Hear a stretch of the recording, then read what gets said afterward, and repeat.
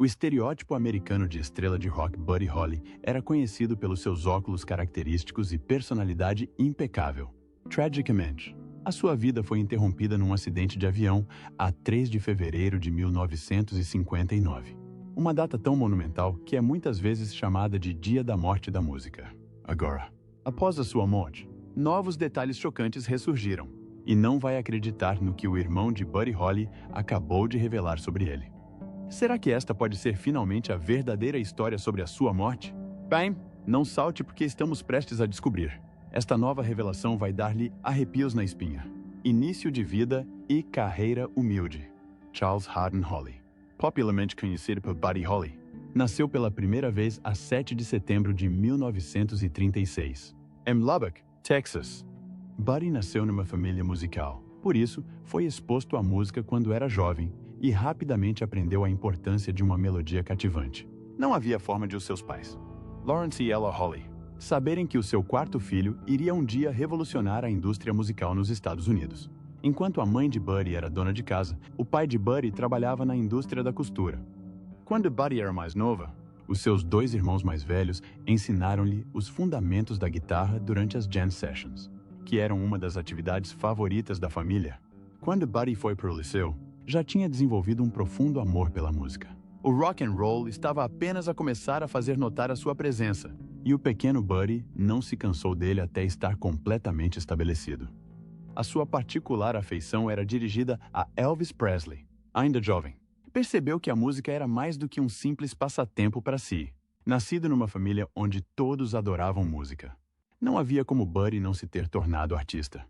Todos os membros da família Holly, com exceção de Ella, sabiam cantar ou tocar um instrumento, o que demonstra que os Holly tinham uma enorme paixão pela música. Os irmãos mais velhos Holly participavam em concursos de talentos locais, e Buddy Holly juntou-se a eles no violino numa dessas ocasiões. Como não conseguia tocar-lhe? O seu irmão Larry lubrificava o arco para evitar que fizesse barulho. A competição foi ganha pelos irmãos. Larry e Travis foram convocados para o exército durante a Segunda Guerra Mundial. Nesse período, Larry trouxe uma guitarra que tinha comprado a um colega enquanto servia no Pacífico. Ele trouxe-o consigo quando regressou. Buddy começou a ter aulas de piano quando tinha 11 anos, por sugestão da mãe, mas parou ao fim de 9 meses. Depois de observar um colega a tocar e a cantar no autocarro da escola, decidiu passar a tocar guitarra. Além disso, Travis foi quem o ensinou a tocar a guitarra que os pais lhe compraram numa loja de penhores do bairro. A música de Hank Williams, Jimmie Rodgers, Moon Mulligan, Bill Monroe, Hank Snow, Bob Wills e a família Carter foram alguns dos artistas que tiveram impacto em Holly quando este era criança. Holly conheceu Bob Montgomery enquanto estudava na escola primária Roscoe Wilson. Os dois tocaram juntos, praticando músicas de Johnny and Jack e dos Louvin Brothers, a Grand Ole Opry na WSM, o Louisiana Hayride na KWKH e o Big D Jamboree eram os 3 programas de rádio que ambos ouviam. Durante este período, Holly colaborou com vários outros músicos, incluindo Sonny Curtis e Jerry Allison, que conheceu quando estava no liceu. Holly Neal e Jack Neal participaram numa competição de talentos num programa de televisão local no ano de 1952. Foram identificados como Buddy e Jack e atuaram como um trio. Holly decidiu seguir uma carreira na música a tempo inteiro logo após se ter formado na Lubbock High School, no ano de 1955.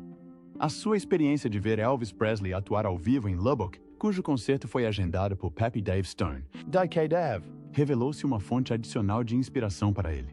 No Cotton Club, em abril, Holly foi a atração de abertura de Elvis Presley no Fair Park Coliseum, em fevereiro. Atuou também no Coliseu mais uma vez em junho deste ano.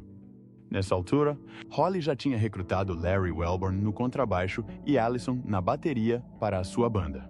Isto deve-se ao fato de o seu estilo ter mudado do country and western para o rock and roll, como resultado de testemunhar Presley ao vivo e ouvir a sua música ao longo da sua carreira. Durante o mês de outubro, Stone garantiu uma reserva para Bill Haley and His Comets e providenciou que Holly fizesse uma aparição como atração de abertura para Nashville Scout Eddie Crandall. Impressionado, Crandall conseguisse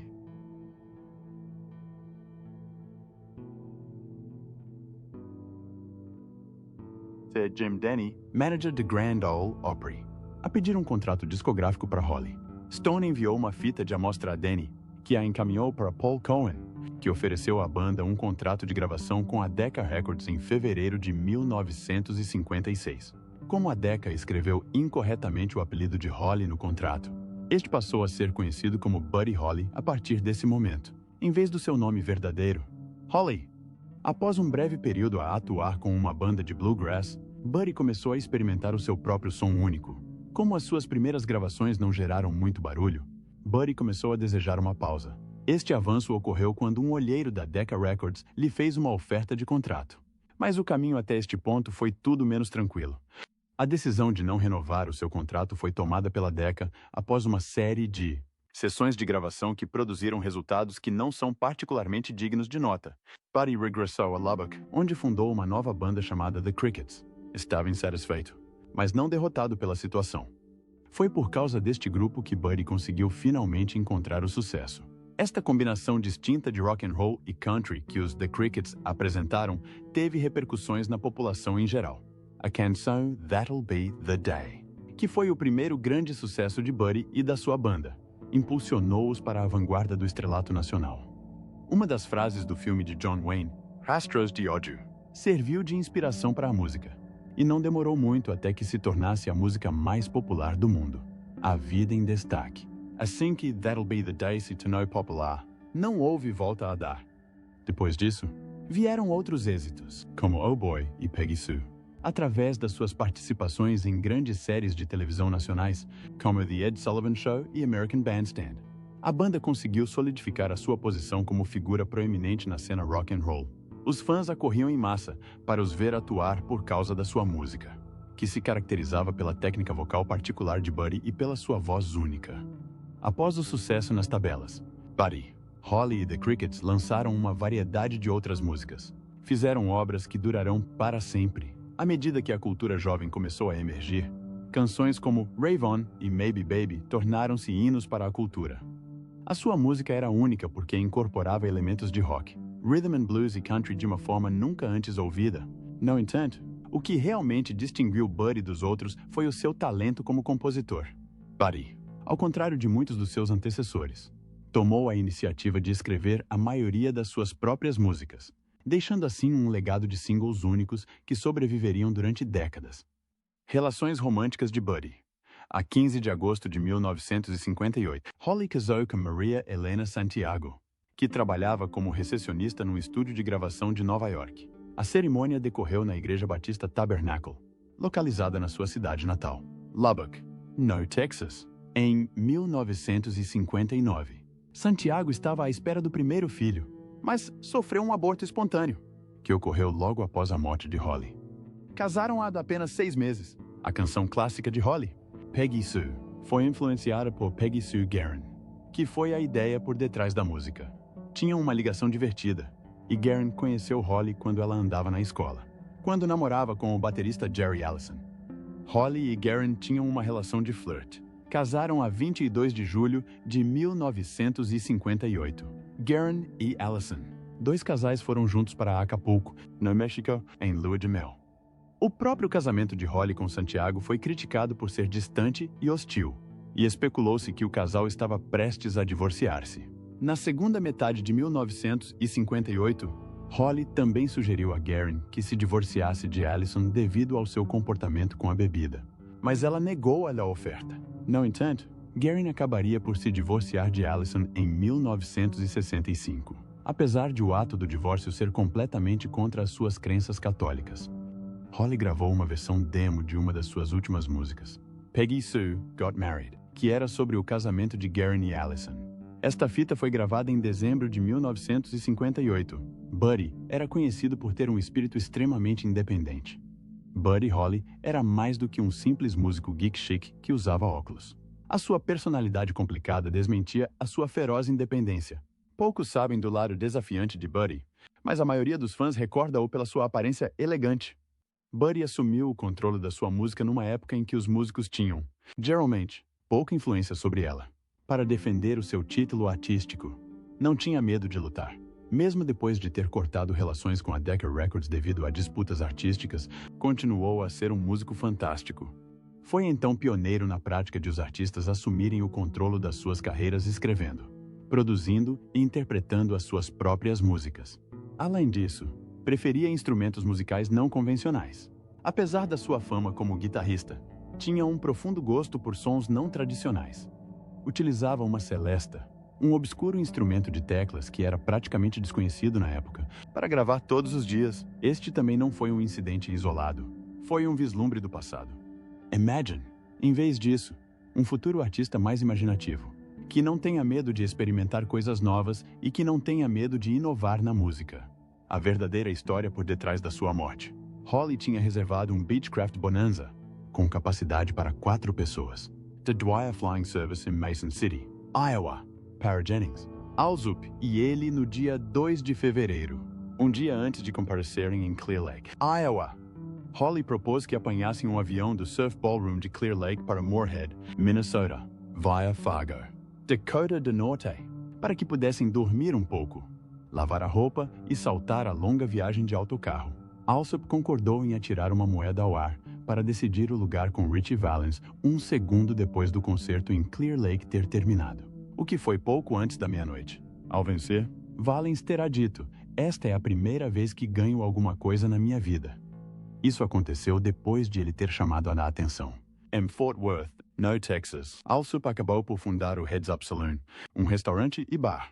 O grandalhão Capey Richardson, que estava com gripe e achou o autocarro da digressão demasiado frio e desagradável para um tipo da sua dimensão, sentou-se de bom grado no lugar de Waylon Jennings. Apesar do mau tempo, o piloto Roger Peterson levantou o voo. No entanto, não possuía a certificação necessária para voar apenas por instrumentos. Larry Holly, irmão de Buddy, demorou 1 ano inteiro a obter o relatório da Força Aérea Civil, mas finalmente conseguiu. Neil referiram que o avião tinha um novo giroscópio Sperry instalado. Quando comparado com outros giroscópios, o funcionamento do Sperry é único. Numa delas, o cenário altera-se enquanto o avião permanece parado. Por outro lado, verifica-se o inverso. O avião move-se enquanto o cenário permanece estático. Estavam a descer, mas o piloto poderia estar a ler ao contrário. Eles acreditavam que ainda estavam a escalar. Holly, Waylons, Richardson e Peterson morreram no acidente aéreo que ocorreu a 8 quilômetros a noroeste de Clear Lake, pouco depois da descolagem, por volta da 1h da manhã do dia 3 de fevereiro de 1959. Os 3 músicos sofreram ferimentos graves na cabeça e no peito depois de terem sido projetados para fora da fuselagem durante o impacto. Holly tinha 22 anos. O relatório não abordou o fato de um agricultor ter descoberto a arma de fogo de Holly 2 meses após o acidente. Alguns fãs especularam que o piloto tinha sido baleado antes do acidente, depois de lerem sobre a descoberta da arma no jornal. Curiosamente, enquanto os outros estavam dentro ou perto dos destroços. O corpo de Richardson foi encontrado a cerca de 12 metros do local do acidente.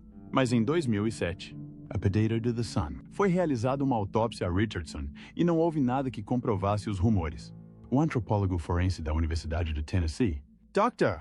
Bill Bass, disse que não havia indícios de crime e que Richardson morreu de imediato. A Igreja Batista Tabernáculo de Lubbock foi o local do funeral de Holly a 7 de fevereiro de 1959. Ben D. Johnson, que presidiu ao casamento dos Holly alguns meses antes, oficiou o evento. Os portadores do caixão incluíam Sonny Curtis, Bob Montgomery, Nikki Sullivan, Joe P. Malden e Jerry Allison. Embora Phil Everly, metade do duo The Everly Brothers, tenha negado ter carregado o caixão no funeral. Compare-se. Infelizmente, Waylon Jennings teve de cancelar a sua presença devido ao seu compromisso com a Winter Dance Party, que ainda está em viagem. O cemitério da cidade de Lubbock, localizado na zona leste da cidade, foi o local de internamento de Holly. Uma grafia correta do seu apelido, Holly, e uma representação da sua guitarra, Fender Stratocaster, adornam a lápide de Holly. Assim que Santiago ouviu a notícia da morte de Holly, ligou à televisão. O aborto espontâneo ocorreu no dia seguinte. Em Lubbock, no Texas, a mãe de Holly ouviu a notícia e teve um ataque de histeria. Nos meses seguintes ao desastre, algumas autoridades governamentais instituíram uma política de ocultação dos nomes das vítimas até que as suas famílias fossem notificadas em resposta ao aborto espontâneo de Helena. Nem o funeral nem o cemitério foram visitados por Santiago. A saga dos icônicos óculos de Buddy Holly. Agora vamos aprofundar algo realmente intrigante. E esta é a história dos misteriosos óculos de Buddy Holly. Os seus óculos desapareceram depois de ter falecido, como se tivessem perdido nos anais dos registros históricos. Surpreendentemente, foram descobertos num depósito judicial mais de 20 anos depois de terem sido perdidos. Por outro lado, descobri-los foi apenas o início de mais uma dificuldade. Houve uma batalha legal entre Maria, a viúva de Buddy, e os pais de Buddy sobre quem deveria ser legitimamente o dono destas armações icônicas. No final, os copos foram entregues a Maria, que prontamente os enviou para o Buddy Holly Center, em Lubbock, no Texas. Estão atualmente a ser exibidas como um memorial ao legado duradouro que ele deixou. Na vida familiar de Buddy, havia uma complexa trama de altos e baixos que ele vivenciou. Os seus irmãos tinham uma relação tumultuosa, motivada por competição profissional e questões emocionais que nunca foram completamente resolvidas. Buddy era um aluno talentoso quando mais novo, mas também era um pouco arruaceiro. Pregava frequentemente partidas que irritavam os seus professores, mas enchiam os seus colegas de alegria. Muitas pessoas desconhecem esta realidade. Não havia motivo para alarme quanto ao fascínio de Buddy pelo misticismo. Era sabido que possuía uma coleção de livros que discutiam ocorrências sobrenaturais. A certa altura, procurou o conselho de uma cartomante sobre a sua vida profissional. A cartomante fez-lhe um aviso ameaçador sobre o futuro. Olhando para trás, a terrível previsão parece ter sido assustadoramente profética. Mas ele ignorou-a na altura. O legado de Buddy na música continua vivo. Buddy Holly teve um enorme impacto na música que persistiu muito depois da sua morte. Como um dos membros originais do Rock and Roll Hall of Fame, serviu de inspiração para muitos artistas, incluindo Bruce Springsteen e os Beatles. Para ele, a música de Buddy era como uma fonte de ideias. A edição de 1986 da The New Yorker incluiu Buddy Holly como homenageado. Inúmeras gravações inacabadas, transcrições a solo de novas composições de Buddy Holly, jam sessions informais com colegas de banda e fitas demo de canções destinadas a outros artistas estavam entre os pertences de Buddy Holly.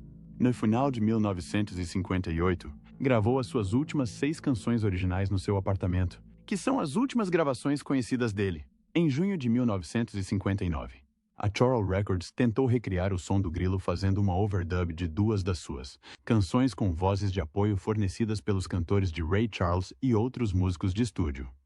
A sua editora conseguiu lançar novos álbuns e singles de Holly ao longo da década seguinte devido à elevada procura pela sua música e a sua movimentada carreira discográfica.